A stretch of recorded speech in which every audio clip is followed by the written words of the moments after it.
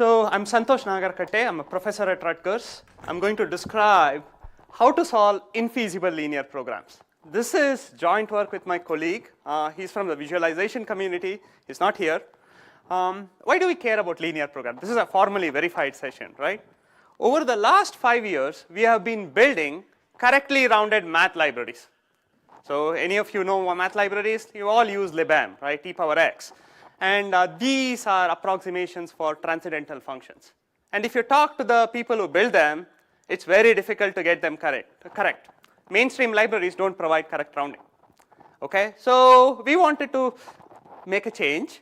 So we have been proposing building correctly rounded libraries. The key idea is think like a computer scientist rather than like a mathematician. Okay, I will illustrate this in a minute.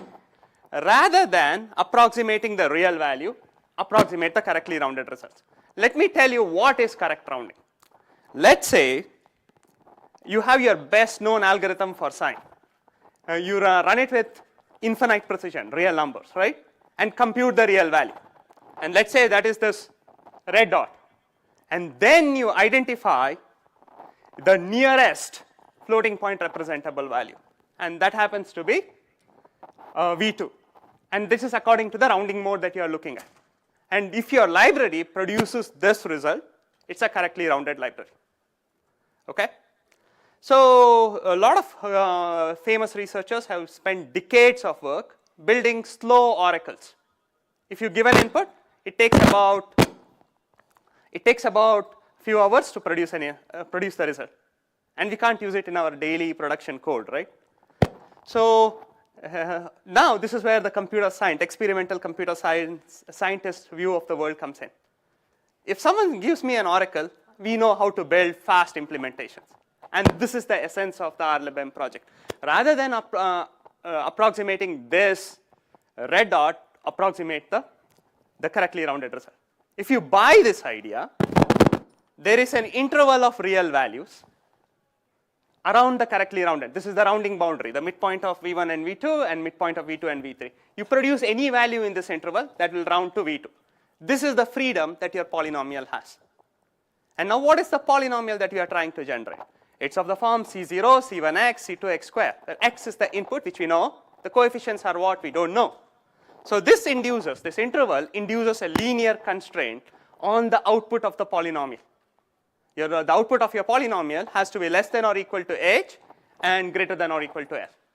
So now you have a linear constraint for producing the correctly rounded result for one input. But who cares about one input, right? If you look at a 32-bit floating point, there are 2 power 32 inputs. So now you have a linear system with 4 billion constraints. Okay? You need to solve them to generate correctly rounded libraries. And 3 years ago, this was the problem we were trying to solve. And we gave it to like all the mainstream solvers. Name your favorite solver, right? Cplex, Gurobi, Soplex. And if you give it to them, they all sleep for a long time. They all time out. So then we observed this is a linear program with a special property. Even though there are 4 billion constraints, we only have very few variables. You're looking for a polynomial of degree 10, then like maybe 11 terms. So there are very few variables. So in PLDI24, we proposed an algorithm to solve feasible linear programs. A single solution solves all 4 billion constraints. The insight was when you have very few variables, you have an over-constrained system, you can identify these 4 key, k key variables, the basis vectors, and you will solve the entire system. And we made some progress on the math library generation. We generated efficient implementations. What it turned out was majority of the linear systems that we were generating in our RLibm project were infeasible linear systems. A single solution would not satisfy all the constraints. Okay? And this is where this paper comes about. How do we solve them? And we would, like earlier, we would run them for weeks, months, and hopefully expect to get lucky, and that solution would eventually become the library. So this, the technique that I'm going to propose addressed this and got us like 2 orders of magnitude speed up. Okay, so what is the concrete problem that you are looking at? You have a system with billions of constraints. And it's an infeasible program. A single solution does not satisfy all the constraints. What we want to identify is a subset of the constraints that can be satisfied. If you want to identify a solution with floating point values that satisfies a maximum number of constraints. The insight is all those constraints that are violated can be handled as special cases in my math library. Okay? So the first idea is to split the entire universe of constraints into a feasible subset and a small set of violated constraints. So why? Once we have a feasible subset,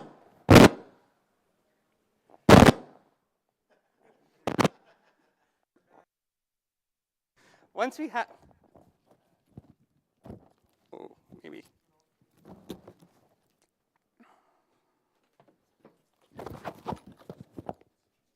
Oh, yeah.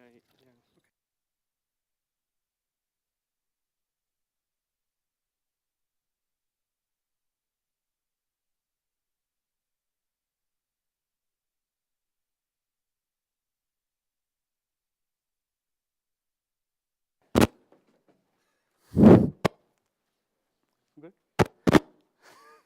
Very good. So we want to split it into a set of a feasible set and a small superset of infeasible constraints.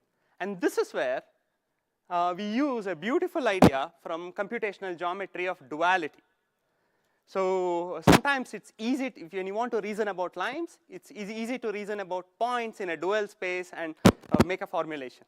So effectively using duality, we compute a convex hull of the points in the dual space and use that to identify the infeasible constraints. Once we identify a superset of infeasible constraints, we create a new linear program with slack variables so that the resulting solution satisfies a maximum number of constraints in the superset of violated constraints that we have and all the constraints in the feasible subset. Okay, so I already told you it helped us get 2 orders of magnitude. Let me tell you the key idea, which is to split this entire set of constraints into a feasible subset and a set of violated constraints. Okay, so we are going to use geometric duality. So most of you are not from computational geometry. Let me give you an idea of what duality is. Okay, should I continue? Or?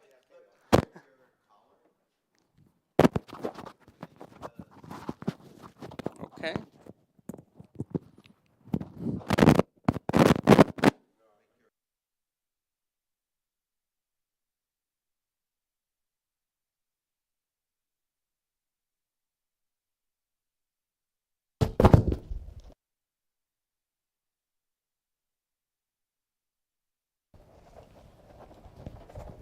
Hello? Is it better? Awesome. Okay, so what do we want to do? So we are going to split the entire set of constraints into a superset of feasible constraints and a small set of violated constraints. So we are going to use duality. What is duality? Duality is an idea in computational geometry where it's easy to reason about. Like when you are reasoning about lines, convert it into an equivalent problem about points in a dual space, and then it's sometimes like many problems become easier. So I'll illustrate duality with a simple example. Let's say we have an xy plane and there is a point 2, 1. You can represent it as a line in a dual space whose slope is 2 and the y-intercept is -1. In general, if you have a point px, py, you're going to create a line in the dual space whose slope is py and the y-intercept is -py. Similarly, if you have a line in the primal space, which is of the form minus x plus 2, you're going to represent it as a point in the dual space, which is -1 minus 2. Okay? So duality has various interesting properties. The key interesting property for us, if you have a collection of line segments, okay, you want to compute the lower envelope. What is a lower envelope? A line segment below which no other line exists. And the beautiful result is you can compute this by computing the upper convex hull of the points in the dual space. So now this was the insight that we wanted. And once we learned about this insight, now we designed a technique.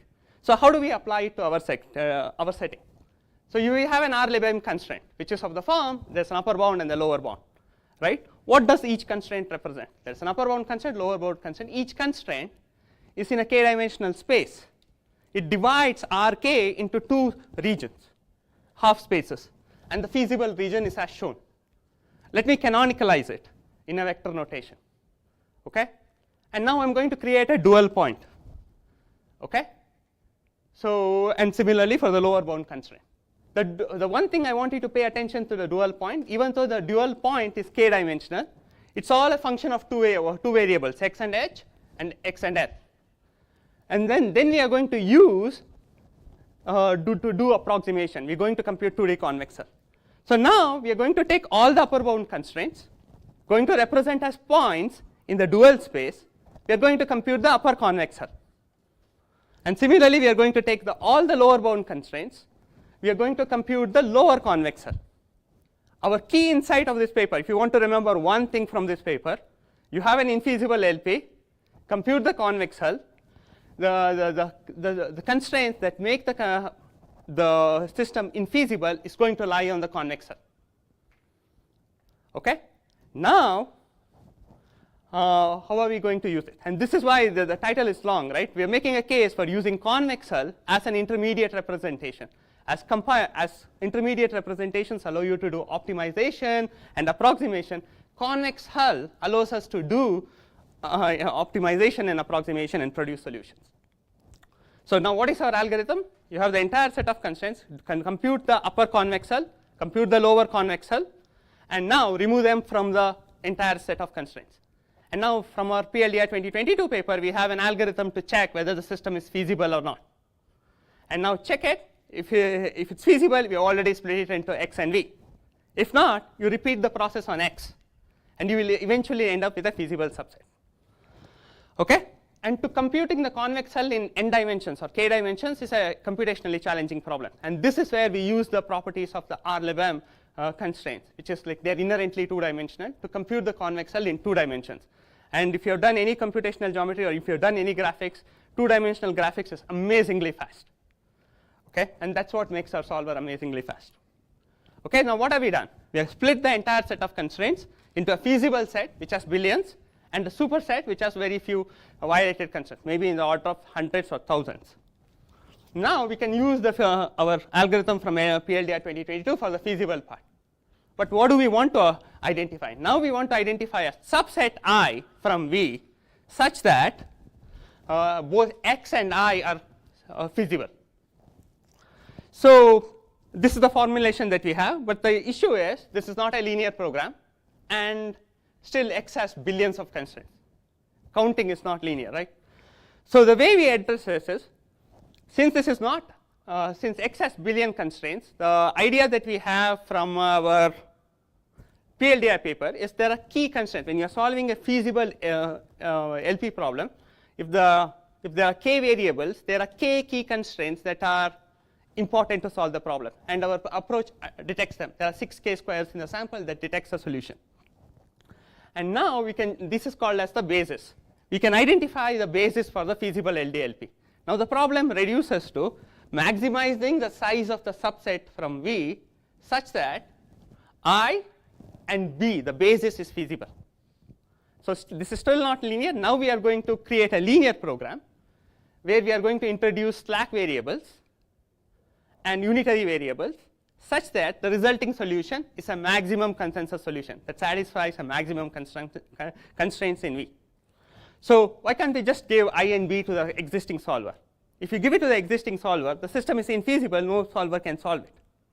So the first trick that we do is use the basis constraints as is. Okay? So to attain the maximum consensus solution, we are going to introduce unitary variables.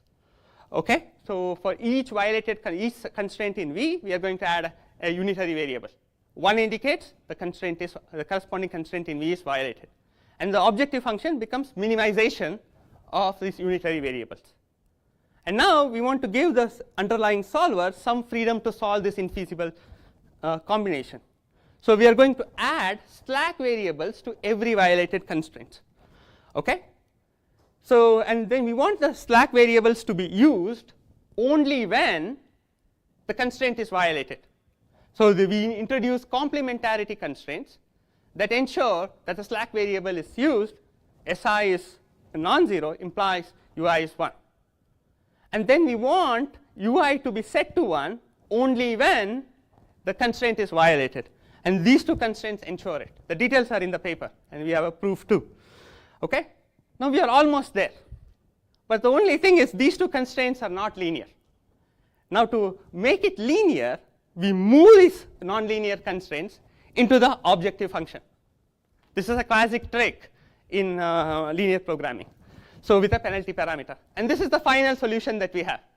Now you have a linear set of constraints and a nonlinear objective function. You solve it iteratively. First you set the values of ui and solve for si and theta, and finally solve for ui.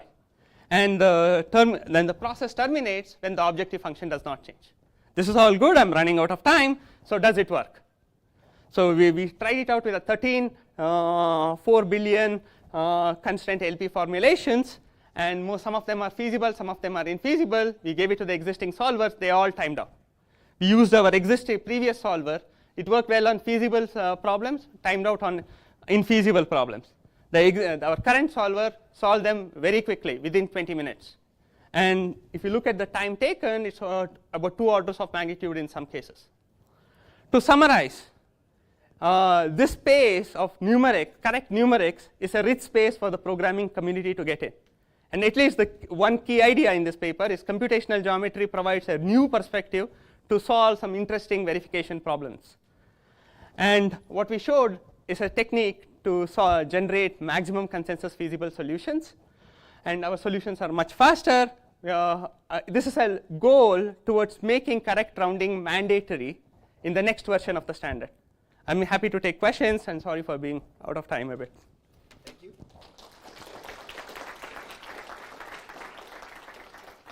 still have time for 1 or 2 quick questions. Are there any questions? Maybe I can start in the meantime. So once you have identified the constraints that make the system infeasible and you remove them, so what do you do with those inputs? So those are added as special cases. When you have a math library implementation, eventually you have a polynomial that is used for most of the inputs. For some inputs, which are these hard cases, we hard code them with built-in expect. Mm-hmm. So right. These are or you can use a table lookup. Mm-hmm. Thank you. Please. Cool work, Santosh. On the examples you just cited where you're special casing, these correspond to the violated constraints. How far off is your polynomial from the correct answer that you generate? So how badly did you get it wrong? So it depends. So for sometimes it's 1 ALP, sometimes it's like 2 ALPs. But still, like it's pretty close, but it's not correctly rounded. And can you extend it to think about like violating but minimally violating in terms of the distance away? Yeah, so it gives you more freedom. Like if you do that, like it's like you can tailor this as a parameter, and like if you are satisfied with like 2 ALP error, like then you don't have to do infeasibility. Okay, thanks, Santosh.